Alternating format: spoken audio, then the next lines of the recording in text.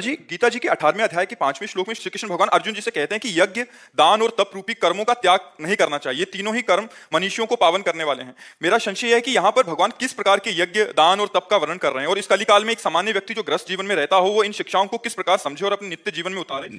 यज्ञों में सबसे बड़ी यज्ञ कौन है?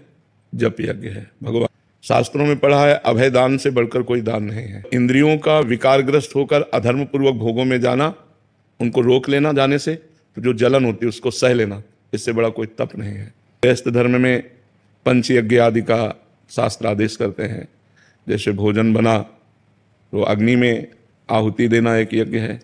किसी के मुख में भोजन पवा देना, अतिथि, साधु, महात्मा, भिक्षुक कोई मिले, कुछ एक दो रोटी लेकर के चिड़िया आदि को डाल देना छठ में, गौ को ग्रास निकाल देना, सब यज्ञ के अंतर्गत ही आता है। और सबसे बड़ी यज्ञ जप यज्ञ। तो नाम जप करते हुए गृहस्थी में ऐसा करें, फिर जब भोजन बन जाए तो भगवान को अर्पित करके एक बार दरवाजे के बाहर निकलना चाहिए।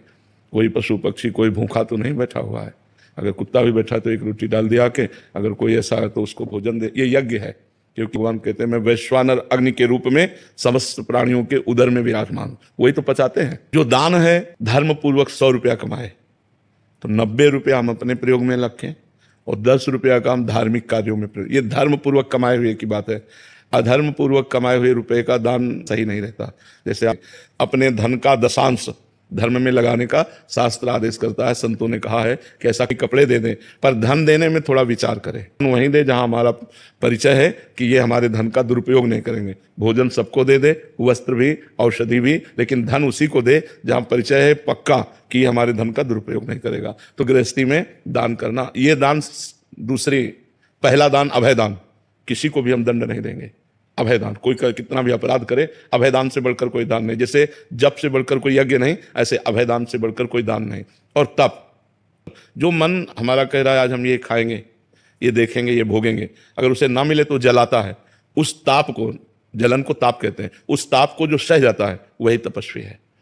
लेकिन सबसे बड़ा तप है अपने धर्म में चलने से जो कष्ट मिल रहा है उस कष्ट को आनंद पूर्वक सहना, इसे तप कहते हैं। तो यज्ञ, दान और तप, इसका भाव यह है कि हम भगवान की शरण तक पहुंचे। अगर यज्ञ, दान और तप ही केवल हुआ और भगवान के चरणों तक हम नहीं पहुंचे तो इनका सबका फल स्वर्गलोक, महरलोक, जनलोक, तपलोक, और ये सब नाशवान है। भगवान की प्राप्ति हो जाए वही साधना धन्य है। आखिरी लक्ष्य भगवान की शरण। अगर भगवान की शरण में नहीं हुए तो सब क्या करा है, मान लो 4 दिन एक स्वाप्निक सुख की तरह स्वर्ग का सुख लिया, फिर मृत्यु लोक में आ गए, तो बात तो बनी नहीं। वो करो और सबके प्रति भगवत भाव रखते हुए जो हमें कष्ट दे उसे हम सह ले, चाहे काम कष्ट दे, चाहे क्रोध दे, चाहे लोभ दे, चाहे मोह दे, वही सबसे बड़ी तपस्या है।